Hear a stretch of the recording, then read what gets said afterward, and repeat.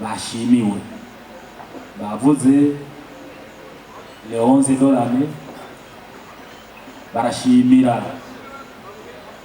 meilleur joueur meilleur buteur révélation de l'année ego ni vyiza ni mwino saison none uzobandanya uko nyene n'umwaka uza nico twe dushaka ntubone uno munsi ngubaye meilleur buteur meilleur joueur ucuvuga ati aha c'est moi le star du Burundi sinzi ugenda gute inzoga zose uzinywe abigeme bose ubiyegereze ekaye uno munsi ni wewe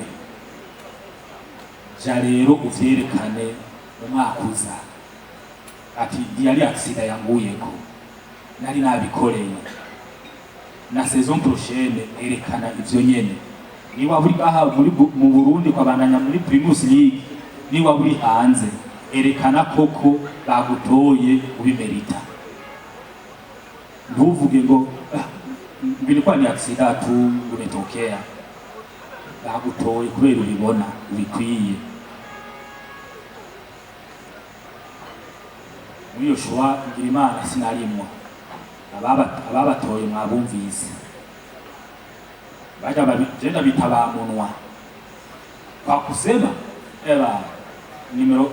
number 1 baja kuja bagutera amashugwe bagutora mwaka kesho ukishindwa niko bazogutuka bavuga ati hafai rero evite hilo neno hafai witumika Kanyanga numvise muri video yiwe ivyo yavuze ngo alijifungia kwa fulani na fulani na fulani determination yake ni hivi sawa hiyo determination iwe hivyo hivyo Nyange alisema wakina Saido sijui wakina Cedric walimshauri hivi na hivi niko vile Nyange amekuwa meilleur diaspora de saison yarumvise izo bamuhanuye okay na nyeje mtafuata hiyo njia na waulizeni mtafuata hiyo njia nimuumvirize rero impanuro z'ababakuria kinwa cha mzee kinasema ongo kinasema kinanuka lakini kisema nshingaruka ku balejande bacu hariya hirya baina bashimire d'abord kuri association bagize erega mu Kirundi bavuga yuko inyoni iguruka yisunga igiti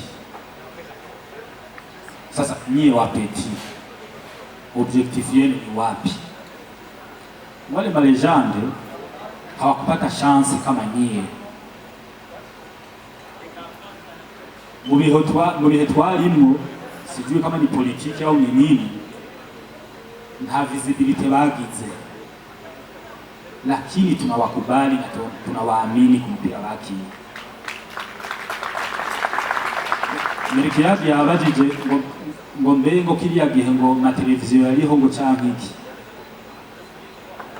televiziyo zariho kandi ico gihe yerekana live ndibuka Vitaro ikina na ETSL yo mu Rwanda hariya Vitaro yagize 0-0 muganga aho bacabaza kugira impact nari muyinga nabirabira kuri televiziyo rero bisigura yuko imaci twarazibona ubu gusa niho tutazi uko vyagenze mugabo ajya amaci yarabonye barayerekana Malika na wakina Mbuyi kule nagoma subira ba felicite abo balejande bacu lakini sasa na nyinyi muwa conseiller kwa hawa vijana kuko mwe mwarabuze kama chance mugabo uno munsi murababona babwire mubereke ijya determination mwari mufise haraho aba bapeti bacu bibagora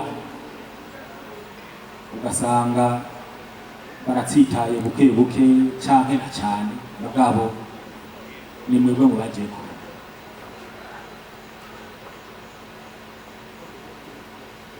mubereke mubahanure musende mbali nawo hari abakinnyi muri Vitaro hari abakinnyi muri Interstar Prince yose nzige z'ubu mugabo ntaco football unayo fumurondera indi equipe ufashe mubahanure mubereke ivyo bateza gukora kugira ngo lo football igume itera imbere mugabo surtout itera imbere d'abord no kwiteza imbere bo bateza imbere imigwi yabo bateza imbere imiryango yabo bateza imbere igihugu ico nico kiba gikomeye iyo association rero yanyu muyikomeze natwe tuzoba turi kumwe namwe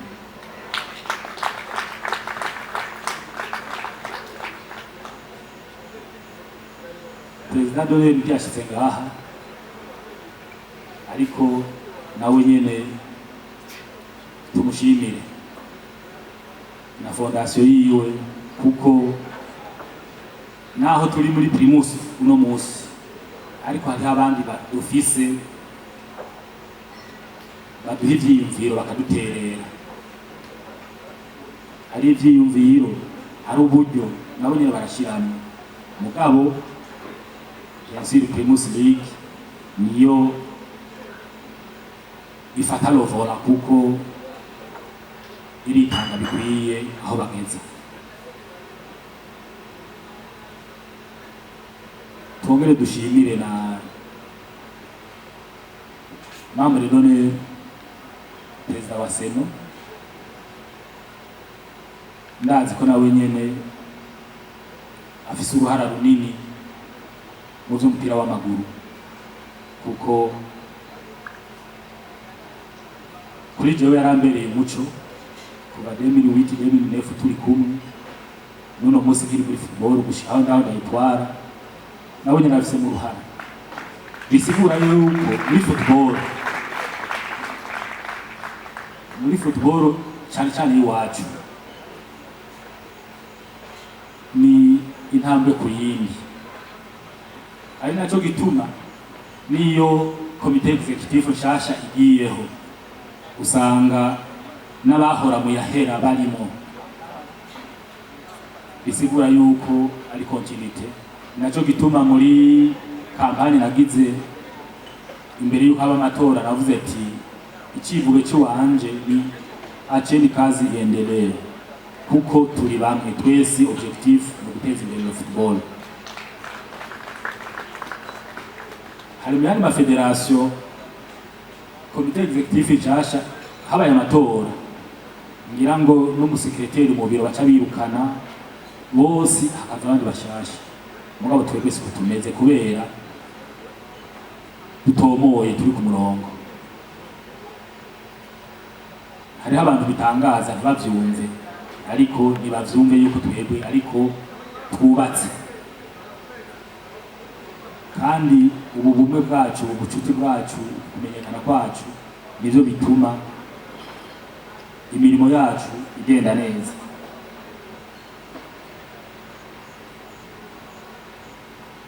dushimire n'abandi baperezida b'ayandi mafederasiyo bashoboye gushika ngaha kuko nabo nyene turakorana kandi baradushigikira muri ibi na biriya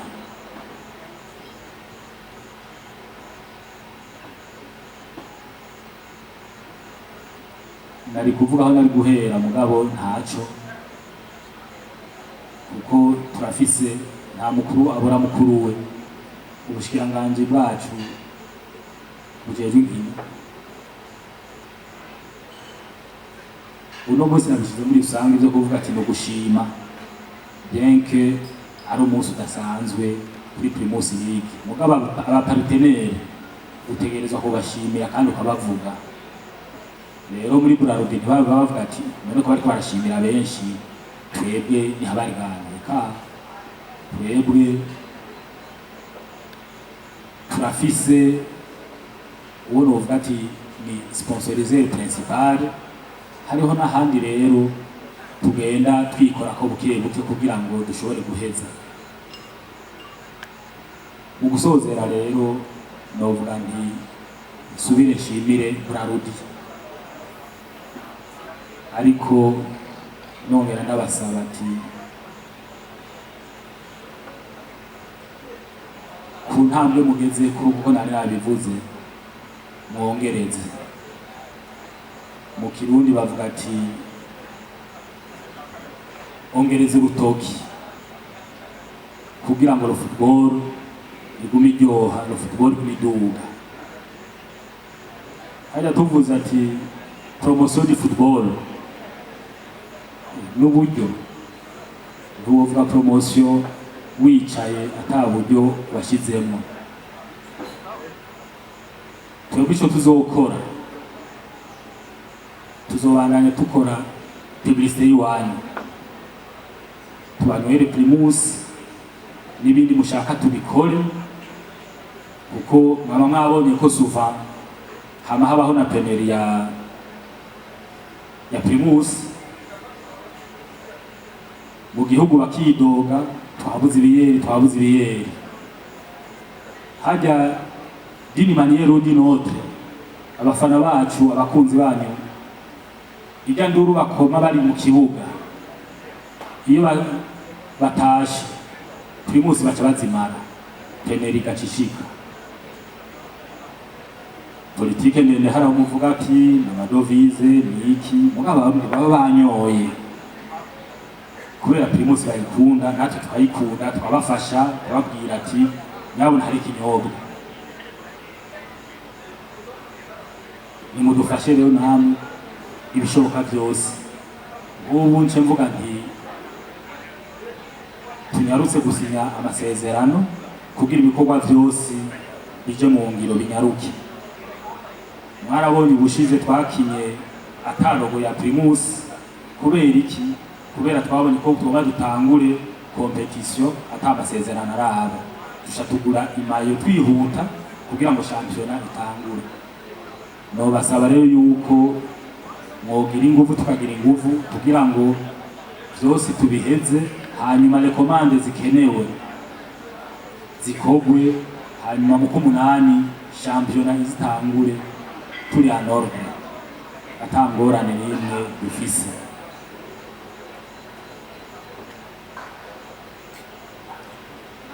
Nongere ndabasabe kuko aho bukera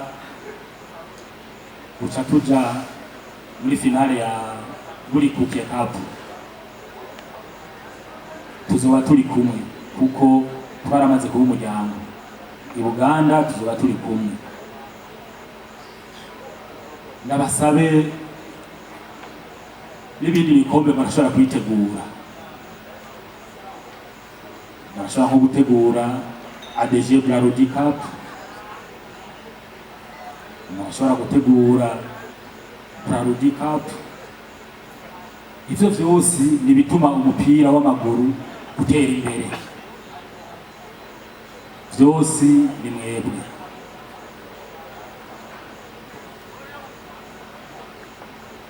Naho twagumye muri primus league mu gusozera, sinogena ntashimiye intamba mu rugamba z'abigeme.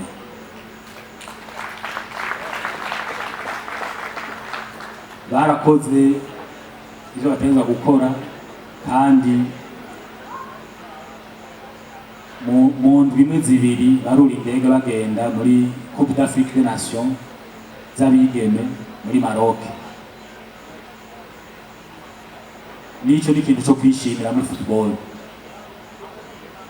Abahungu baragiye muri Egypte muri 2019, abakobwa nabati eka natwe tuzahugenda. Ico ni ikintu rero gikomeye duteza kwishimira. Nagomba sabe ADG wa Brarudi nk'umufasoni nawe nyene abone yuko abigeme baduteye iteka, abafasoni bacateye iteka, nawe nyene azorabe hageze ko burira indege agira ico avuze. atekere impanuro batoyi biwe. Erega n'ahari muri Primus League icobuza yuko acaja mu ntamba femine. Ico azoba arose cose azobahe kizobagirira akamaro.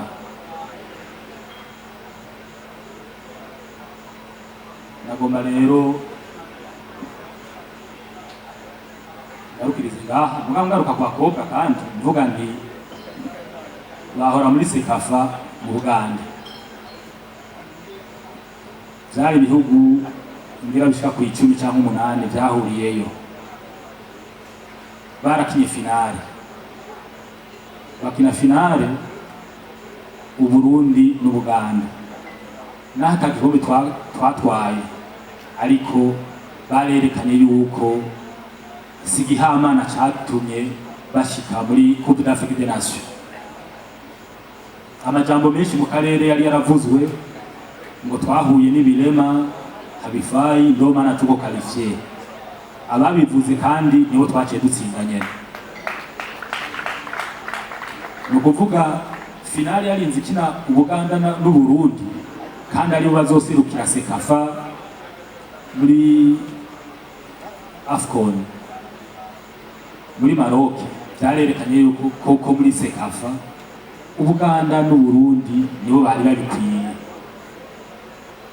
Ubona ko ndabwira aba bahungu donke si accident yatumye bajya bakobwa babakalifye, barabikoreye barasubira bavyerekana. Muri Sekafa Uburundi na Uganda nibo bakinye finale ijinja, ni nabo bazosirukira Sekafa muri Maroc. Isigura rero katari gihamana. Ni bya bindi gusa Abarundi guma mvuga nti turambara ikirezi twemere ko cera. Nagomba rero narukiriza ngaha navuze vyinshi mugabo vyari bikenewe. Mvuga nti Imana ibandanye ituzigama, hanyuma twitegurire neza rero ihiganwa buca tutangura mu 8. Mugabo ngaruke kandi kuri Brarudi. Mu bisanzwe hariho umugenzo dufise muri football imbere yuko shampiyona itangura, icyo twita ni Super Cup ngao ya jamii. Uwabaye wa mbere n'uwatwaye mvuze bakinira ni nka ouverture ya shampiyona ibi mu bitangure. Twagomba tubasabe mugerageze murabe muze mufate icyo gikombe mu ntoki. Iyo match nimwe nimba muvuga ati uzotwara iyo ouverture ni miliyoni 5 intari zingahe, ariko Super Cup garuke hanyuma utangure nyagutangura rero ni une semaine avant yuko kudanva ya championnat Primus League iba. Ngoma ngaruki wanyu rero nk'umusponsorizer principal murabe icyo mwokora, kandi namaze kuvyizera yuko muzogikora. Abakinyi bo baca baja ku kivi bitegure. Ngaruke kuri les 11 types dolari mu kwindi trafise shanu dukina na Djibouti, twitsinze twikuyemo duhure na Sudan. Duheruka kwijamo muri Afrique du Sud ni kera, ubu turayikumbuye. Kora inguvu dusubire tujeyo. Aho bukera abamenyereza buca babahamagara muje muri lokali.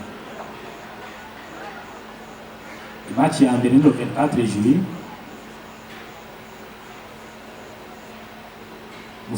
Msiende kuburudika sana. muburudike, lakini mnapunguza, mnajua kuna kazi mbele. Nimaza mja muri logique ngo champion zitangura mu 8 wapi? Champion si mu 8. Shane tunaanza ni 24 na Djibouti. Urumva rero kazi bado ipo. Ni mwebwe muzokwerekana ivyo bikombe mutwaye, arizo mwatoye, Imana yabataye kuko nyene sijui, ariko dukona kuri mwebwe.